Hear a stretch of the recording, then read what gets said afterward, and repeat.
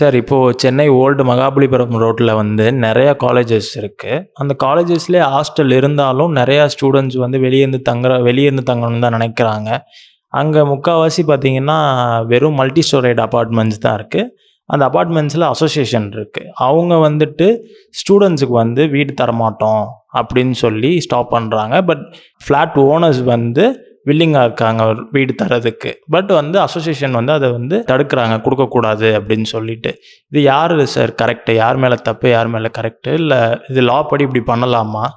So உங்கள் question வந்து என்ன அப்படின்னா,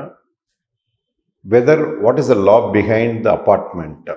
இப்போ அப்பார்ட்மெண்ட்ஸை கவர்ன் பண்ணுறதுக்கு லா இருக்குது. இப்போன்னு இல்லை, ஃப்ரம் 1994 இருக்குது. அப்போ பழைய ஆக்ட் வந்து தமிழ்நாடு அப்பார்ட்மெண்ட் ஓனர்ஷிப் ஆக்ட் 1994. இப்போ 2002 அதை நியூ லா கொண்டு வந்திருக்காங்க. ஓகே, ஸோ ஃபஸ்ட்டு வந்து அப்பார்ட்மெண்ட் அப்படி வரும்போது it is a multi storeyed இது. அதில் ஒரு ஹவுசிங் யூனிட்ஸ் இருக்கும். இப்போ அப்பார்ட்மெண்ட்டுக்கு என்ன டெஃபினிஷன் சொல்கிறாங்க அப்படின்னா, இப்போ ஒரு பில்டிங்கில் ஒரு என்க்ளோஸ்டு ஸ்பேஸ் அப்படிங்கிறது ஒரு யூனிட்டு.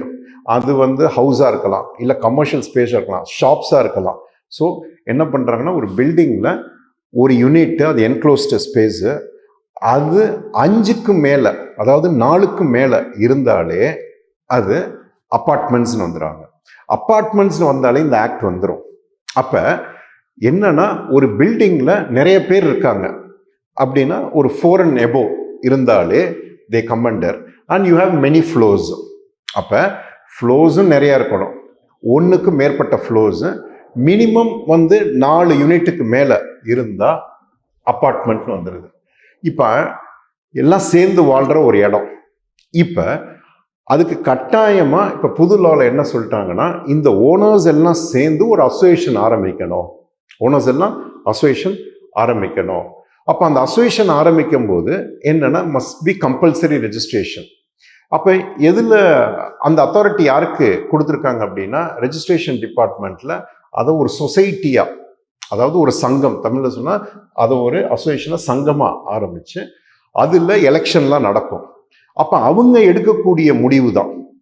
அப்போ all owners will be part of the association. இப்போ அவங்க ஒரு தீர்மானம், ரெசல்யூஷன் போட்டு பண்ணலாம். இப்போ அந்த ரெசல்யூஷன் என்னன்னா, ஒரு ஸ்டூடெண்ட்டுக்கு கொடுக்கணுமா வேணாமா அப்படிங்கிறதுல அந்த ஓனர் வந்து ஹேஸ் எவ்ரி ரைட் கொடுக்கலாம். பட் அந்த ஸ்டூடெண்ட்ஸ் வந்து ப்ராப்ளம் கிரியேட் பண்ணுறாங்க, மற்றவங்களுக்கு என்னது, மற்ற அங்கே வாழ்கிறாங்க இல்லையா, மற்ற யூனிட்ஸில் அவங்களுக்கு பிரச்சனை கொடுக்குறாங்க அப்படின்னா, தென் அசோசியேஷன் கேன் என்னது இன்சிஸ்டோ. இப்போ வெறுமனமாக என்னது அவுட் அண்ட் ரைட்டாக டினேல் பண்ண முடியாது. ஸோ ஸ்டூடெண்ட்ஸ் கொடுக்கக்கூடாதுன்னு எங்கேயுமே இல்லை. It is depending upon owner. யாரை வேணாலும் வைக்கலாம். ஓகே, ஸோ இன்னைக்கு இருக்கிற டெஃபினேஷன்ஸில் ஈவன் கமர்ஷியலுக்கு கூட கொடுக்கலாம், புரியுதுங்களா? ஆர் ரெசிடென்ஷியல் கொடுக்கலாம், ஷாப்புக்கு கொடுக்கலாம்.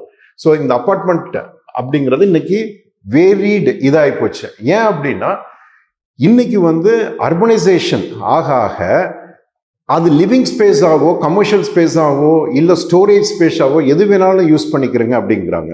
Okay, so it is depending upon ஸ்டூடெண்ட்ஸை அலோவ் பண்ண முடியாதுன்னு சொல்ல முடியாது. ஆனால் அலோவ் பண்ணிட்டு பிரச்சனைனா அந்த ஸ்டூடெண்ட்ஸை வெளியேற்றலாம்.